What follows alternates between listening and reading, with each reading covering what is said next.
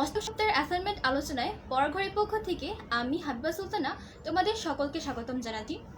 আজকে আমি তোমাদেরকে নবম শ্রেণীর উচ্চতর গণিত যে অ্যাসাইনমেন্টটি দেওয়া হয়েছে সেটা করে দেখাবো। তোমরা সবাই মনোযোগ দিয়ে এই ক্লাসটি করবে। আমি তোমাদের নবম শ্রেণীর উচ্চতর গণিতের যে অ্যাসাইনমেন্ট প্রশ্নটি দেওয়া হয়েছে সেটি সামনে তুলে ধরছি, তোমরা লক্ষ্য করো। দেখো, নবম শ্রেণীর অ্যাসাইনমেন্টের কাজটি এসেছে দ্বিতীয় অধ্যায় থেকে, বীজগাণিতিক রাশি থেকে। দ্বিতীয় অধ্যায় বীজগাণিতিক রাশি থেকে তোমাদের প্রশ্নটি এসেছে। আর তোমাদের অ্যাসাইনমেন্ট বা নির্ধারিত কাজের যে অংশটা সেটা দেখো। এমন দুইটি ত্রিমাত্রিক বহুপদী px ও qx নির্ণয় করো যাদের একটি সাধারণ উৎপাদক x-2, ধ্রুবপদ 24 এবং অন্য উৎপাদকগুলো একমাত্রিক। বহুপদী দুটির একটিকে হর ও অপরটিকে লব ধরে গঠিত ভগ্নাংশটিকে আংশিক ভগ্নাংশে প্রকাশ করো। তাহলে শিক্ষার্থী বন্ধুরা, তোমাদেরকে প্রথমে px ও qx দুইটা রাশি নির্ণয় করতে হবে, ত্রিমাত্রিক বহুপদী রাশি। ত্রিমাত্রিক বলতে এখানে সর্বোচ্চ ঘাত কিউব বুঝিয়েছে, অর্থাৎ আমরা যেই চলকটা ধরবো সেই চলকের সর্বোচ্চ ঘাত বা সূচক থাকবে 3 বা কিউব। ঘাত 3 থাকলে সেটাকে আমরা ত্রিমাত্রিক বহুপদী বলতে পারি। তাহলে তোমাদেরকে সর্বোচ্চ ঘাত কিউব ধরে নিয়ে তারপরে একটা রাশি তৈরি করতে হবে, দুটো রাশি তৈরি করতে হবে, px আর একটা হবে qx।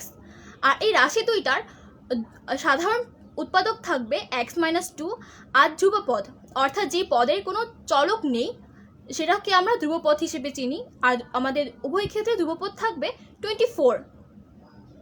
এখন আমাদের সেই রাশি দুটো নির্ণয় করতে হবে, px আর qx। আর তারপরে আমাদেরকে একটাকে হর আর একটাকে লব আকারে লিখে একটা ভগ্নাংশ তৈরি করতে হবে, আর সেই ভগ্নাংশটাকে আংশিক ভগ্নাংশে প্রকাশ করতে হবে। তোমরা যদি তোমাদের দ্বিতীয় অধ্যায় বীজগাণিতিক রাশি করে থাকো তাহলে তোমাদের অবশ্যই আংশিক ভগ্নাংশ সম্পর্কে কিছুটা ধারণা থাকবে। তুমি ধারণা না থাকলে ধারণা নিয়ে নেবে, তারপরে এই প্রশ্নের সমাধানটি করতে শুরু করবে, তাহলে তোমাদের অনেক সুবিধা হবে। আমি তোমাদের জন্য একটি উত্তরপত্র বোর্ডে করার চেষ্টা করছি, তোমরা সবাই লক্ষ্য করো। আমাদেরকে প্রশ্নে যেহেতু কিছু হিন্ট দেওয়া আছে, আমরা সেই হিন্ট অনুযায়ী অঙ্কটা সমাধান করার চেষ্টা করব। তাহলে দেখো, আমাদেরকে দুইটা ত্রিমাত্রিক বহুপদী ধরে নিতে হবে যাদের উভয়ের সাধারণ উৎপাদক থাকবে x-2। তাহলে প্রথমে শুরু করি। আগে আমরা ধরবো, রাশি দুটো বের করব, তারপরে প্রশ্ন সমাধান করা শুরু করব। তাহলে আগে রাশি দুটো ধরি।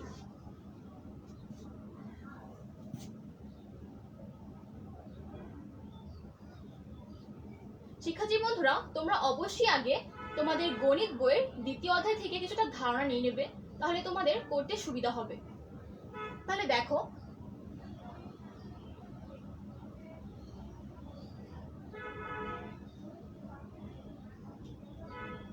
ধরি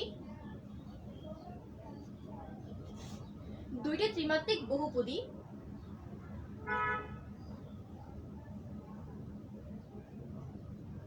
দুইটি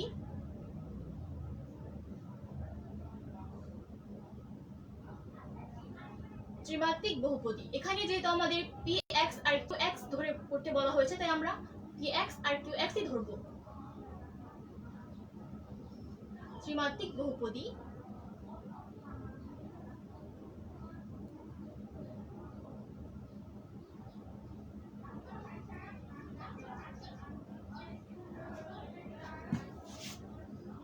px is equal to x cube minus 3x square minus 10x plus 24। শিক্ষার্থী বন্ধুরা, তোমাদের কিন্তু অ্যাসাইনমেন্টে বলাই আছে যে ধ্রুবপদটা হবে 24। ধ্রুবপদ অর্থাৎ যে পদের সাথে কোনো চলক থাকবে না সেটা হলো ধ্রুবপদ। তাহলে আমার ধ্রুবপদটা হতে হবে 24 প্লাস 24। আর আরেকটা ত্রিমাত্রিক বহুপদী হবে qx। qx is equal to x to the power cube minus 6x square minus 4x plus 24। এখানে দেখো আমাদের যেহেতু বলাই আছে যে x মাইনাস 2 উভয় পদের সাধারণ উৎপাদক, দেওয়া আছে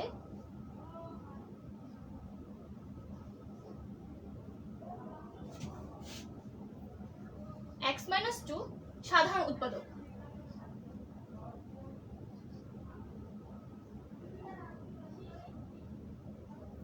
আমরা জানি যে কোনো একটা সমীকরণের মান আমরা উৎপাদক বিশ্লেষণ করার পর সেটাকে 0 ধরে পরে সেই চলকের সমাধান বের করি, বা আমরা সেই উৎপাদকগুলো ইকুয়াল টু 0 ধরে তারপরে সেখান থেকে চলকের একটা মান বের করতে পারি। তাহলে নিশ্চয়ই x মাইনাস 2 যদি সাধারণ উৎপাদক হয় তাহলে এর মানও 0 হবে।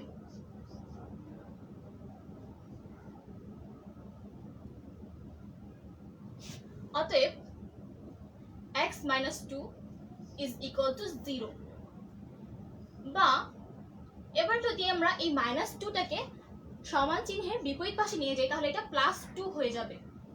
এখন দেখো যদি প্লাস 2 আমরা x এর মান বসিয়ে px আর qx এর মান 0 প্রমাণ করতে পারি তাহলে কিন্তু আমাদের এই বহুপদীগুলো সঠিক প্রমাণিত হবে।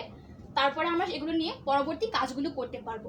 কিন্তু যদি আমাদের না বহুপদীগুলোর মান 0 না হয় তার মানে এগুলো সঠিক না, আমাদের চেঞ্জ করে নিতে হবে। তাহলে দেখো আমি প্রমাণ করছি যেগুলো সঠিক কি না। তাহলে x এর মান আমরা 2 পেয়েছি। এবার আমরা x এর মানটা বসে এগুলোর মান 0 করার চেষ্টা করব। তাহলে দেখো আমি করছি।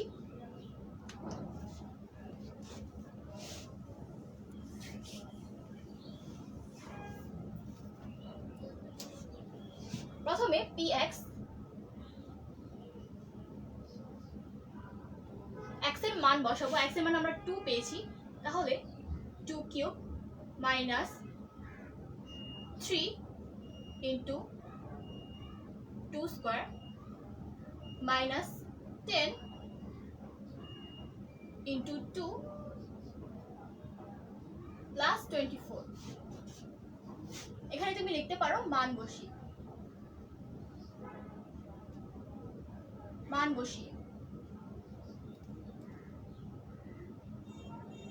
এবার তোমাকে শুধু এগুলোর মানটা বের করতে হবে, আর যোগ বিয়োগ করে দিলেই তুমি দেখতে পারবে যে এগুলোর মান 0 হবে। 2 to the power cube is equal to 8 minus 2 square is equal to 4 into 3 is equal to 12 minus 10 into 2 is equal to 20 plus 24 is equal to 32 minus 32 is equal to 0। তাহলে দেখো আমাদের px এর মান 0 হয়েছে, তার মানে আমাদের এই মানটা, আমাদের বহুপদীটা সঠিক হয়েছে। তাহলে আমরা একইভাবে যদি আমরা qx এ x এর মান 2 বসিয়ে এর মান 0 প্রমাণিত করি তাহলে আমাদের qx রাশিটাও সঠিক হয়েছে। তাহলে আমরা এই দুটো রাশি নিয়ে এবার কাজ শুরু করতে পারি।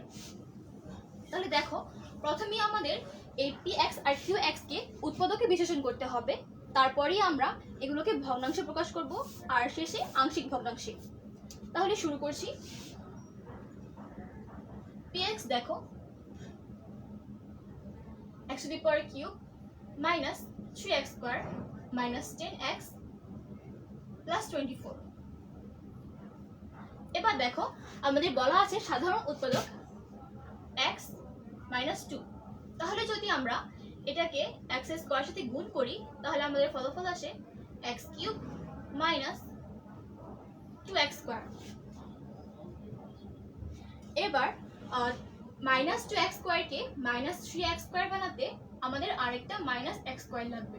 তাহলে আমরা গুণ করব minus x into x minus 2। তাহলে এবার মাইনাস x স্কয়ার তো হলো, আর বাকিটা গুণ করলে মাইনাসে মাইনাসে প্লাস 2x। এবার এই প্লাস 2x কে মাইনাস 10x বানাতে আমাদের মাইনাস 12 লাগবে, মাইনাস 12x। তাহলে যদি আবার মাইনাস 12 দ্বারা গুণ করি মাইনাস 12 ইন্টু x মাইনাস 2 তাহলে -12x তো হলো, আর -12 ইন্টু -2 ইজ ইকুয়াল টু +24। দেখো আমাদের রাশিটা কিন্তু সেম হয়ে গেছে। এবার শুধু আমরা কমন নেব, x - 2 কে আমরা আগে কমন নেব, আর এরপরে বাকিটা একত্রিত করব। তাহলে x square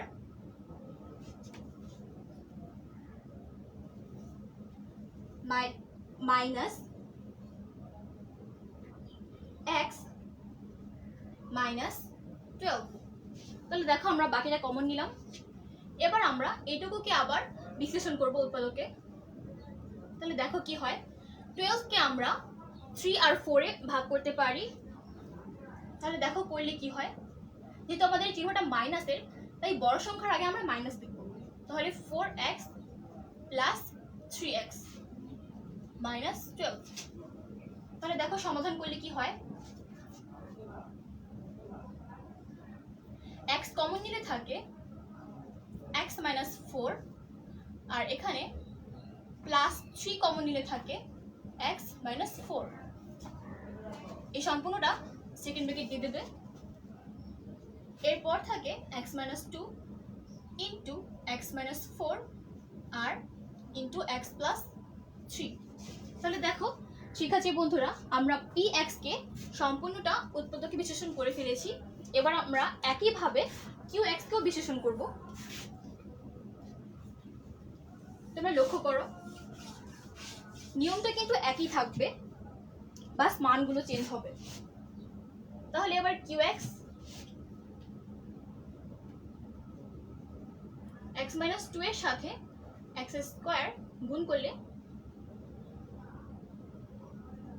x cube minus 2x square.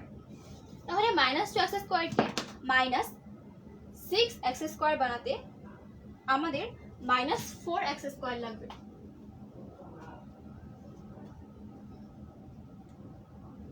তাহলে আমরা এই জায়গায় -4x দ্বারা গুণ করব। 4x দ্বারা গুণ করলে এখানে থাকে -4x into -2 is equal two plus 8x।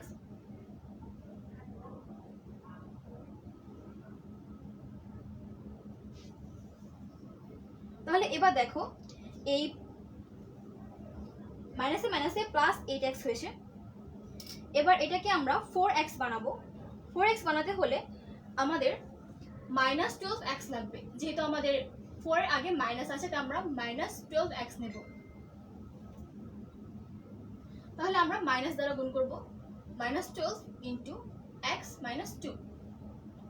তাহলে -12 ইন্টু -2 ইজ ইকুয়াল টু +24। এবার দেখো ঠিক আগের নিয়মই আমরা কমন নেব, x - 2 আর এপাশে থাকবে x স্কয়ার -4x -12। x - 2 একই রকম থাকবে, আর বাকিটুকুকে আমরা উৎপাদকে বিশ্লেষণ করব। তাহলে এখানে দেখো কি থাকে,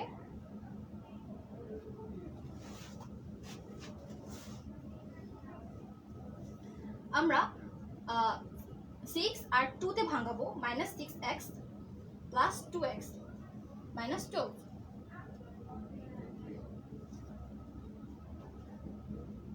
এবার যদি আমরা x কমন নিই, তাহলে আমাদের থাকে x - 6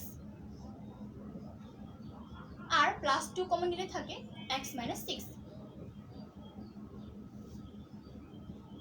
তাহলে x - 2 into x - 6 into x plus 2।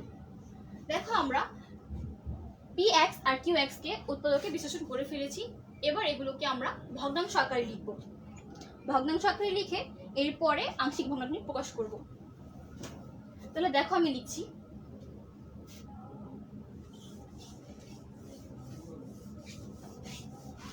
তোমরা অবশ্যই আগে এটাকে সুন্দর করে ভগ্নাংশ আকারে সাজাবে, এরপর লিখবে। তাহলে আমাদের বলা হয়েছে যে একটাকে হর আর একটাকে লব ধরে নিয়ে এরপর এটাকে ভগ্নাংশ আকারে তৈরি করতে। তাহলে আমরা একটাকে লব ধরবো আর একটাকে হর। তাহলে ধরি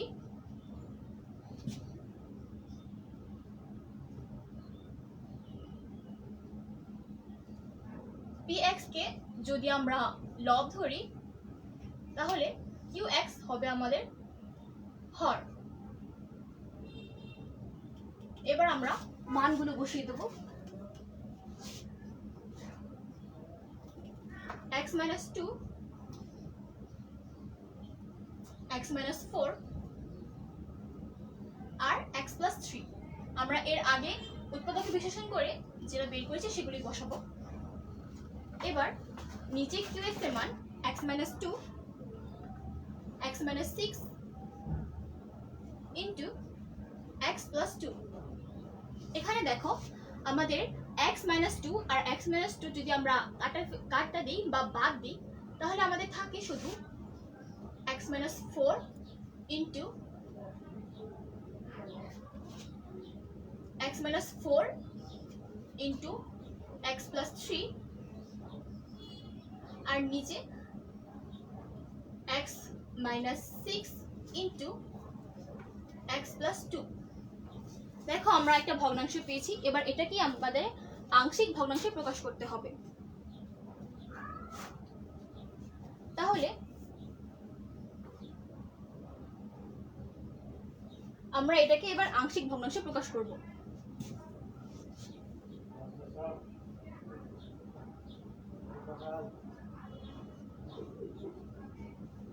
ধরি x minus 4 into x plus 3 divided by x minus 6 into x plus 2 is equal 1 plus a divided by x minus 6 plus b divided by x plus 2। এভাবে আমরা আংশিক ভগ্নাংশে প্রকাশ করা শুরু করব। এবার দেখো পরবর্তী ধাপটা হলো আমরা এই প্রথম অংশের যেই হরটা x minus 6 into x minus 2 এই সম্পূর্ণ হর দ্বারা আমরা সম্পূর্ণ যেই রাশিটা আমাদের সমীকরণটা সেই সমীকরণটাকে গুণ করব। তাহলে দেখো গুণ করলে কি হয় আমাদের ফলটা।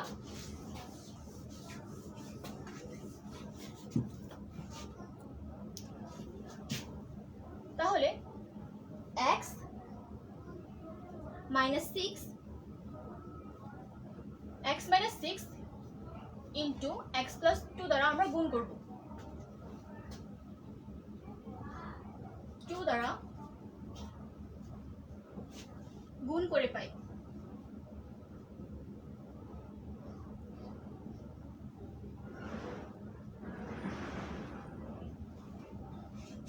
গুণ করলে অবশ্যই আমাদের যেই বাম পক্ষটা সেটা থাকবে, শুধু হর থাকবে আমাদের x minus 4 into x plus 3, x minus 4 into x plus 3। আর বাম পক্ষে আমরা তো বাম পক্ষ লিখলাম, এবার ডান পক্ষে আমাদের থাকবে x minus 6 into x plus 2 plus a into x plus 2 plus b into x minus 6। এটাকে আমরা যদি সমীকরণ 2 দিই তাহলে আমাদের সুবিধা হবে করতে। আমরা আগের যে সমীকরণটা সেটাকে সমীকরণ 1 দিতে পারি। এবার দেখো যদি আমরা x এর একটা মান বসে আমাদের এই সম্পূর্ণটার যে কোনো একটা মান 0 করতে হবে। তাহলে দেখো যদি আমরা x এর মান 6 বসাই তাহলে b 0 হয়ে যাবে, আবার যদি x এর মান -2 বসাই তাহলে a 0 হয়ে যাবে। এইভাবে আমাদের একটা 0 করে তারপরে করতে হবে। তো প্রথমে x এর মান 6 বসিয়ে দেখি।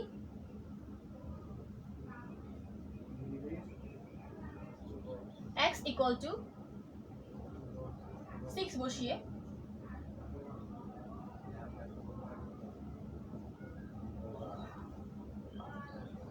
6 minus 4 into 6 plus 3 is equal to 6 minus 6 into, এখানে আমরা প্রত্যেকটা ক্ষেত্রে x এর মান 6 বসাবো।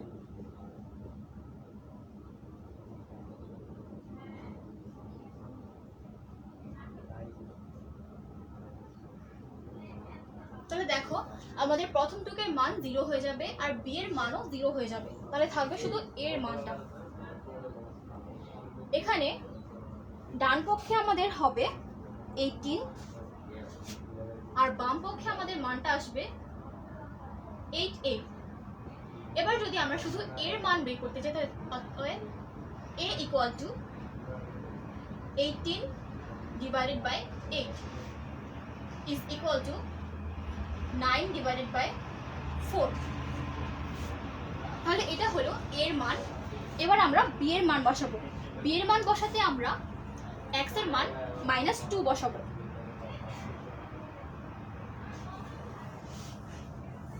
আমরা এর মান পেয়েছি 9 ডিভাইডেড বাই 4। এবার আমরা বি এর মানটা বের করব। বি এর মানটা বসাতে x এর মান বসাবো -2।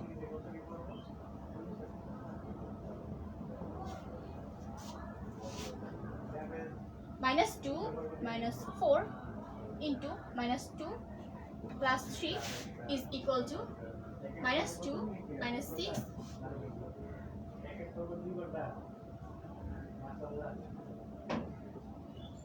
plus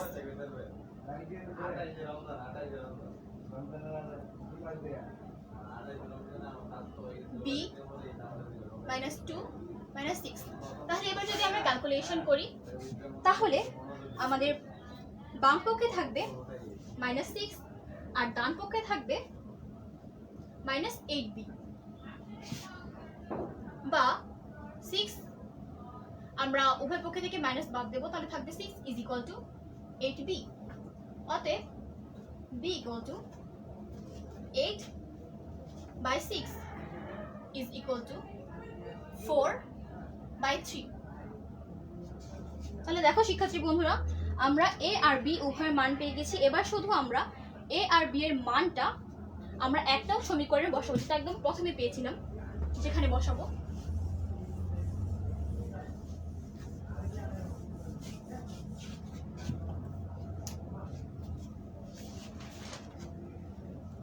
a ও b এর মান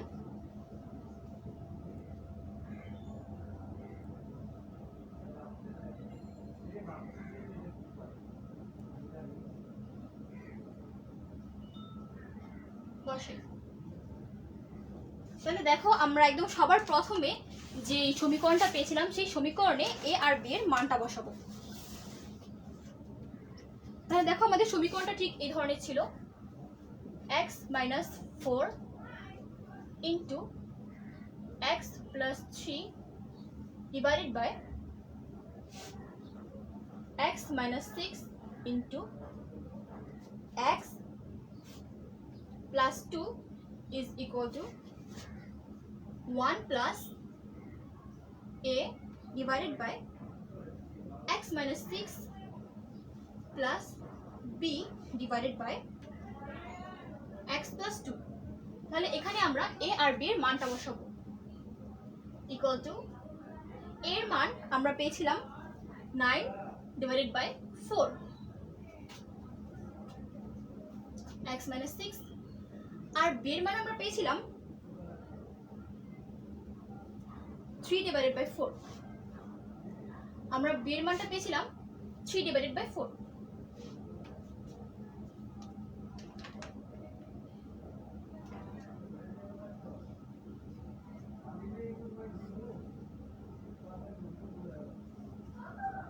x + 2। তাহলে এবার দেখো কি হয়, 9 আমরা 4টাকে নিচে নিয়ে আসবো, নিচে গুণ সম্পর্কিত করব। 4 into x - 6 plus 3 divided by x + 2। তাহলে দেখো শিক্ষার্থী বন্ধুরা, আমি এই সম্পূর্ণ ভগ্নাংশটাকে আংশিক ভগ্নাংশে প্রকাশ করে ফেলেছি। তোমরা অবশ্যই এর ধাপগুলো সঠিকভাবে করবে, মানগুলো বসাবে, আর যে ক্যালকুলেশনটা আছে সেগুলো ঠিক করে করবে, তাহলেই তোমাদের অঙ্কের সমাধান হয়ে যাবে। তোমরা নিয়মগুলো ঠিক রাখবে আর ধাপগুলো ঠিক রাখবে, তাহলেই হবে। তাহলে শিক্ষার্থী বন্ধুরা, তোমরা অবশ্যই আগে তোমাদের বই থেকে দ্বিতীয় অধ্যায় সম্পর্কে ধারণা নিবে, তারপরে এই অঙ্কটি সমাধান করা শুরু করবে।